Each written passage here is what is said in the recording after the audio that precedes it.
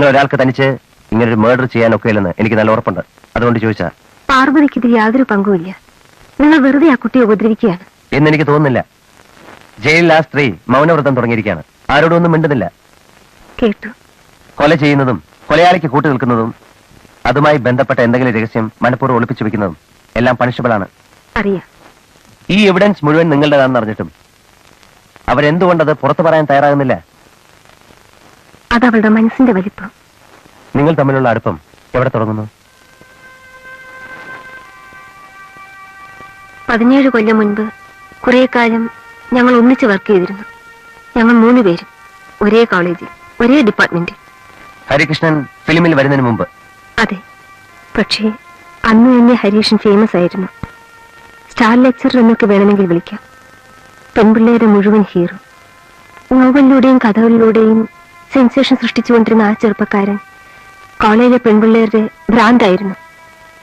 ഞങ്ങൾ സ്റ്റാഫിന്റെ ഇടയിൽ ഒരു ജോക്ക് പോലും ഉണ്ടായിരുന്നു. ഹരീഷിന്റെ ക്ലാസ്സിലിരിക്കുമ്പോൾ പെൺകുട്ടികൾക്ക് ഹിസ്റ്റീരിയ ബാധിച്ച മാതിരിയാണെന്ന്. ടീച്ചറും അന്ന് തീരെ ചെറുപ്പമായിരുന്നു. ആയിരുന്നു. പക്ഷേ എനിക്ക് ആ മനുഷ്യന് വെറുപ്പായിരുന്നു. കാരണം he was a reckless womaniser those days. അന്നേ പുള്ളി ആ വിഷയത്തിൽ. അതെ. കോളേജിനടുത്ത് തന്നെ ഒരു വീടെടുത്ത് ഒറ്റയ്ക്ക് താമസിക്കുകയായിരുന്നു അന്നയാൾ. എഴുതാനുള്ള പ്രൈവസിക്ക് വേണ്ടിയാണെന്ന് ഒരു എക്സ്ക്യൂസും. പക്ഷേ ആരാധനയുടെ ഭ്രാന്ത് കയറി അടുത്തുകൂടിയ ഒരുപാട് പെൺകുട്ടികൾ അന്നവിടെ പോവാറുണ്ടെന്നുള്ളത് കോളേജിൽ പരസ്യമായ രഹസ്യമായിരുന്നു. ഒരു പെണ്ണിനെ ഉറയ്ക്കാതെ ഒരുപാട് മണ്ടിപ്പെൺപിള്ളേരെ കരയിപ്പിച്ചുകൊണ്ട്.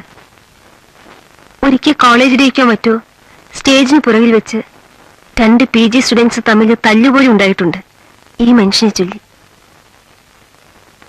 2 വർഷം ഞാനും അയാളും ഒരേ ഡിപ്പാർട്ട്മെന്റിൽ വർക്ക് ചെയ്തിട്ടും ഞങ്ങൾ തമ്മിൽ സംസാരിച്ചിരുന്നില്ല. പാർവതി ട്യൂട്ടറായിട്ട് ഡിപ്പാർട്ട്മെന്റിൽ വന്നപ്പോഴാണ് അവളാണ് എല്ലാം കുഴപ്പത്തിലാക്കിയത്. അവളല്ല, അവളുടെ സൗന്ദര്യമായിരുന്നു എല്ലാ കുഴപ്പത്തിന്റെയും റൂട്ട് കോസ്.